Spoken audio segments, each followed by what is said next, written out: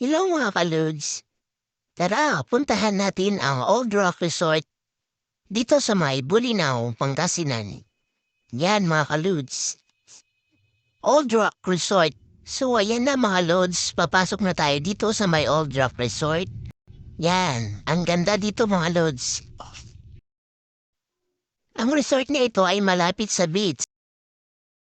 Ayan. Yan ang ating mga kasama mga lods. Picture-picture daw muna bago daw umuwi ng Maynila para may souvenir daw sila dito sa may Old Rock Resort. Ayan. Kasi ang sobrang ganda dito mga lods. Ayan. Nagpipictura na sila. Wanto sawa silang sa kapipicture dito mga lods kasi sobrang ganda na ng mga tanawin dito sa may Old Rock Resort na to. Ayan. Posing na sila ng posing para marami silang souvenir pabalik ng Maynila. So tara mga lods at iikutin pa natin itong Old Rock Resort na ito. Pasukin natin yung bandang likuran, bandang dulo ng resort na ito. So ayan na mga kalods. Dito pala siya sa may front beach, yung mga hotel nila, yung mga cottage nila. Dito pala malapit sa may tabing dagat. Sobrang ganda. Ayan. Old Rock Beach.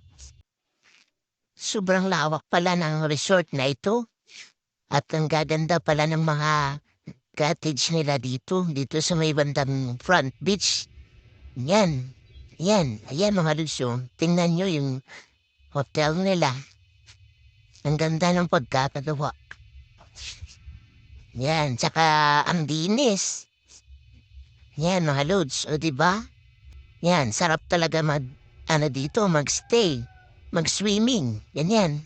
So kung gusto niyong pumunta dito mga kalods, dito lang ito sa may Bolinao, Pangasinan, yung Old Rock Resort na ito. Ayan, ang daming mga puno, tsaka magandang lugar talaga ito.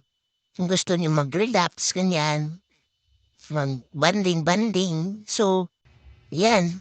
Ayan, dito na kami sa bandang likuran ng ano na ito, ng resort na ito.